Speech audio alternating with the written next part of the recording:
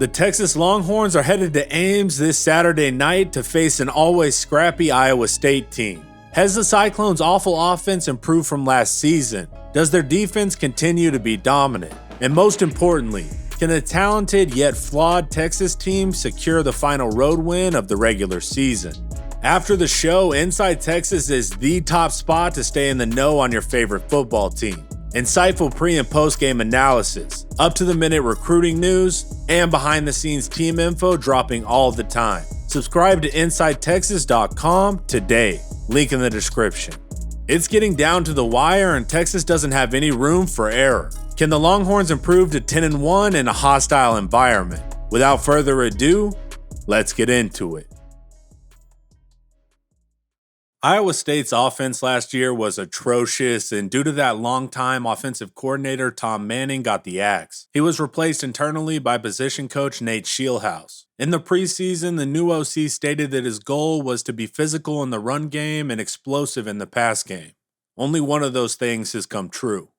After the gambling scandal hit Iowa State, the Cyclones also had to find a new starting quarterback, and redshirt freshman Rocco Beck took that role. The offense wants to be efficient, so high completion, short concepts, and that's shown in Beck having the shortest time to throw in the conference, getting the ball out on average in just 2.43 seconds. This philosophy is also displayed by his second-to-last average depth of target at 7.9 yards per throw. 62.5% of all passing attempts are coming below 10 yards, so think quick outs, slants, sit routes. All the stuff that's easily read pre-snap and takes what the defense gives you. Rocco is still struggling in his first year at making this style of offense automatic. He's the 14th most accurate short-range passer, and the majority of his picks arise out of these quick concepts. That lack of making the easy stuff easy is breaking their passing success rate, putting them at 95th in the country. So an offense designed specifically to be efficient is actually super inconsistent right now.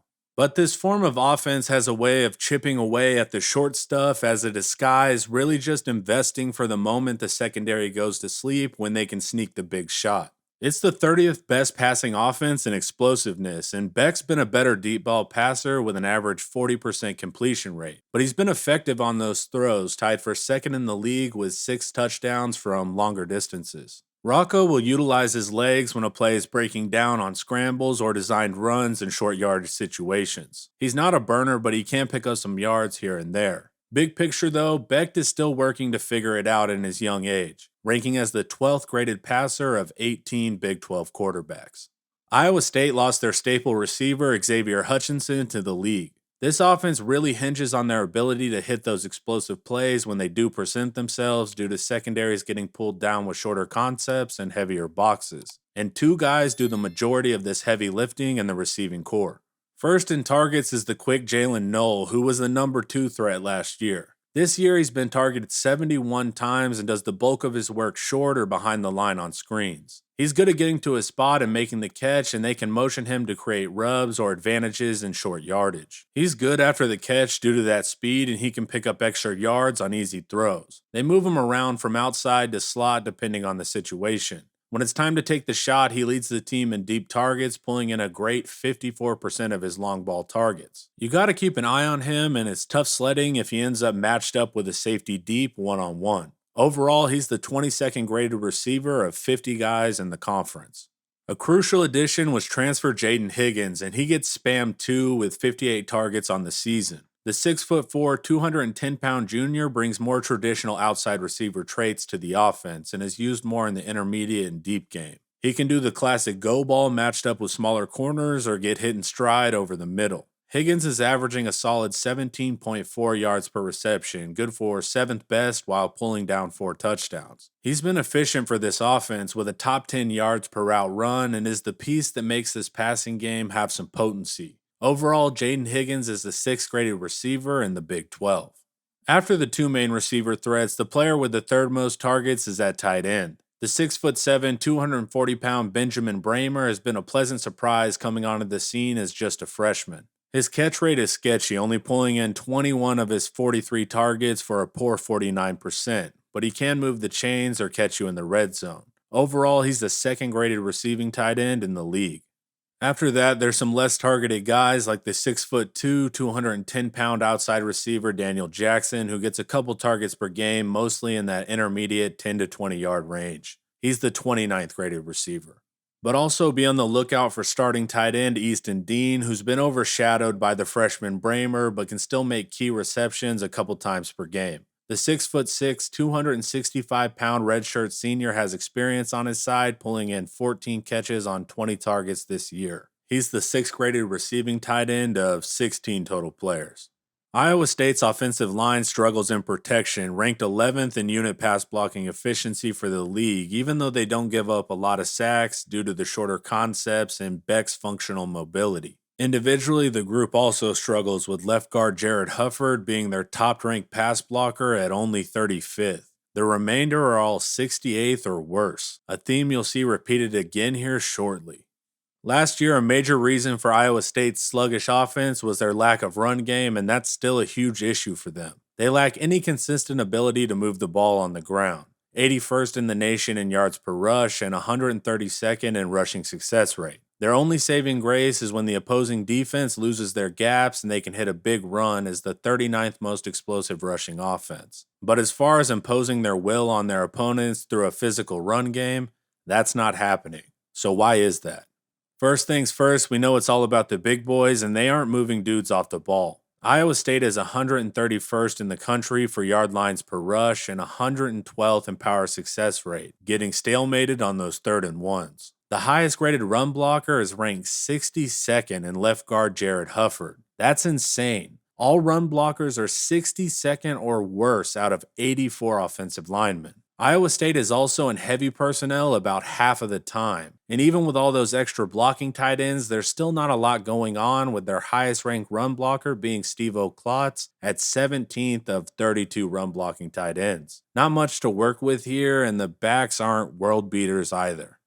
First in attempts, the 205-pound redshirt sophomore Eli Sanders is only averaging 4.9 yards on his 96 total carries. He's a contact magnet, having the second to last yards after contact per attempt in the league and struggling to force dudes to miss. Sanders just isn't getting or creating those big opportunities with a 19th ranked breakaway percentage. Overall, he's the 18th of 27 Big 12 backs. The running back second in attempts, sophomore Cartavius Norton, is also battling with his offensive line, posting an even worse 4.1 yards per attempt, good for 25th in the league. While not consistent, the 5'11", 225-pounder can at least provide some explosive runs, able to break through tackles, ranked 10th in yards after contact per attempt, and generate some chunk plays with a solid 10th ranked breakaway percentage. Overall, he's the 12th ranked running back in the conference. But the only back that actually catches my eye is the 3rd string true freshman Abusama,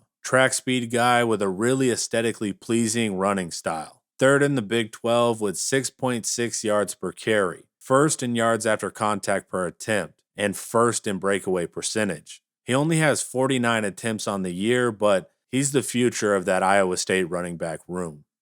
The keys for the Texas defense are to continue our success stopping the run in the trenches. Iowa State utilizes heavy personnel, but overall the group just doesn't get it done. There's a huge paper advantage here. The pass rush is tricky though because Beck does get the ball out quickly, so the pass rushers will be neutralized. It'll come down to making the big sack later in the game or batting down quick passes at the line of scrimmage. The secondary is the most complex part of the equation. Texas has been better about playing tighter to the receiver, which is generally good in this matchup, because Iowa State takes whatever cushion you give, and that can lead to longer drives. But you also have to be aware on those key 3rd downs that they want the high efficiency throw, so DB's instincts will be crucial to not get picked off on rub routes. Style-wise, this is a slow-paced, heavy personnel team that Texas usually has a lot of success with, but their 2 major receiving threats make this offense viable due to the ability to strike over the top sometimes. It's a delicate balance of not letting them get those cheap little outs or slants to continue drives while making sure we're ready for that deep shot when it does inevitably come.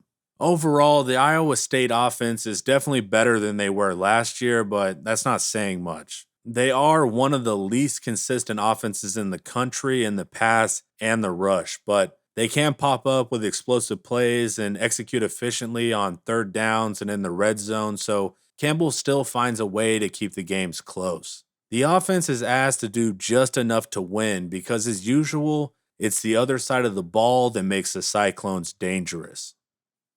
But before we hit the defense, the sponsor of today's video is Prize Picks. Prize Picks is a skill-based daily fantasy sports app where you can make college football player projections all season long. How does it work? You select 2 to 6 players and choose more or less on their prize pick projections. It could be passing yards, rushing yards, receiving yards, and more. And if those players score more or less than their prize pick projection, you can win up to 25 times your money on any entry. Just hop on the Prize Picks app or website, go to the college football tab, and check out the player projections. It's a smooth process where you can make your entries in 60 seconds or less with fast withdrawals. It's that easy. As a first-time depositor, use promo code TexasHomer, and you will receive a 100% instant deposit match up to $100. That's double your money up to $100 for your first time. So sign up for Prize Picks, use promo code TexasHomer at sign up, and add even more excitement to your game day. Link in the description. Unsurprisingly, defensive coordinator John Haycock has fielded another really good defense, 30th in the nation in DFEI, but it's not elite like it was in 2022 when they were ranked 7th in the country. Of course, he's the man that made the 3 high safety defense famous and a staple in the Big 12. Other teams copy it, but he's still the best at it. This is a high-performing group all around due to that elite coaching. This above-average rushing defense is 40th in the country in yards per rush, 48th in defensive rushing success rate, and 37th in defensive rushing explosivity. And the 3 down is doing their part with the 48th ranked defensive line yards per rush. They've got some productive players sprinkled throughout, but it's really their knowledge and execution of the scheme that provides the framework of their success. On the interior, the 6'4", 335-pound Dominique Orange is the 9th graded run stopper, but the 6'2", 300-pound J.R. Singleton is underperforming at 31st of 55 interior D linemen. On the edge, both starters are balling in the run game with Tyler Onyedum graded at number 1. And the Leo, a detachable edge that can move around, Joey Peterson ranks 10th of 54 edge run stoppers.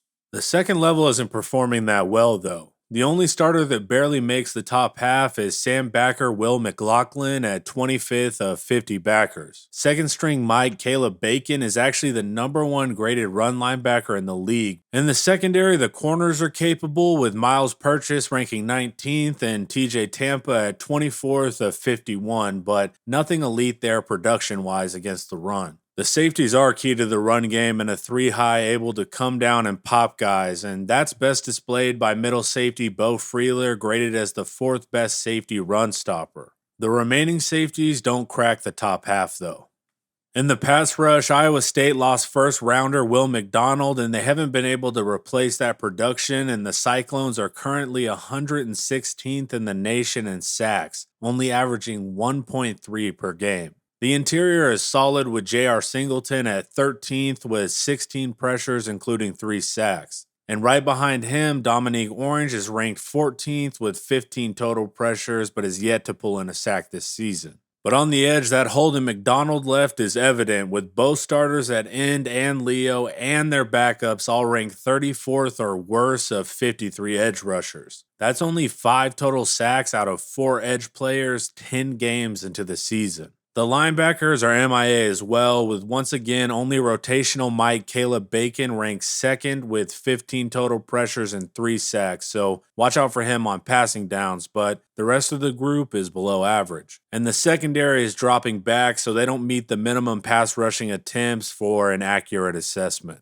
The coverage unit is the strength of this defense with an awesome 16th ranked opponent yards per pass and 21st ranked opponent passing success rate. So they're awesome at smothering the pass down to down and making things hard on quarterbacks. The only chink in their armor is they can get beat on the big play with the 105th ranked defensive passing explosivity. But they make up for that weakness with interceptions, as the 3rd ranked defense in picks per game, pulling in 1.4. On the second level, the starting linebackers finally show up with Sam Will McLaughlin ranked 19th and Mike Jack Sadowski ranked 21st of 50 coverage linebackers, so Watch out for them lurking over the middle or clogging up RPO lanes. At corner, Iowa State has a future NFL early rounder in TJ Tampa, ranked first in the league with 8 forced incompletions, 6 pass breakups, and 2 interceptions, with another top half corner opposite him in Miles Purchase, ranked 16th. The Cyclones also boast the best coverage safety in the league, with free safety Jeremiah Cooper pulling in an insane 5 interceptions, but unfortunately he went down during the Baylor game. He could return for Texas. The rest of the group is also pulling their weight, with boundary safety Malik Verdon ranking 8th with 2 picks and middle safety Bo Freeler ranked 14th.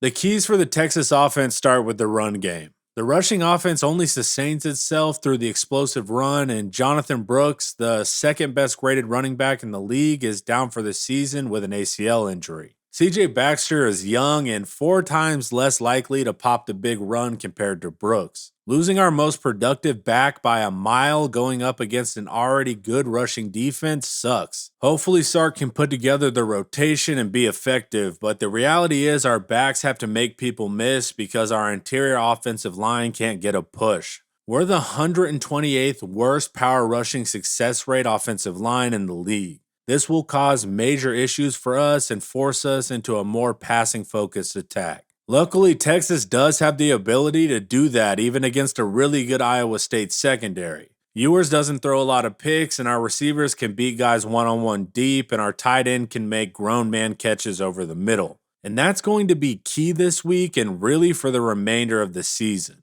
It's time to put up or shut up on the last road game of the regular season, down a crucial part of the offense, and all the football tropes apply here. We gotta dig deep, fight through adversity, and find a way to win to keep control of our Big 12 championship goals. But we will see if the Horns can make that happen this Saturday night in Ames, Iowa. Thanks for hanging out. Watch some more of my videos here. And don't forget to like, subscribe, and share if you want to support quality Texas content. As always, hook 'em.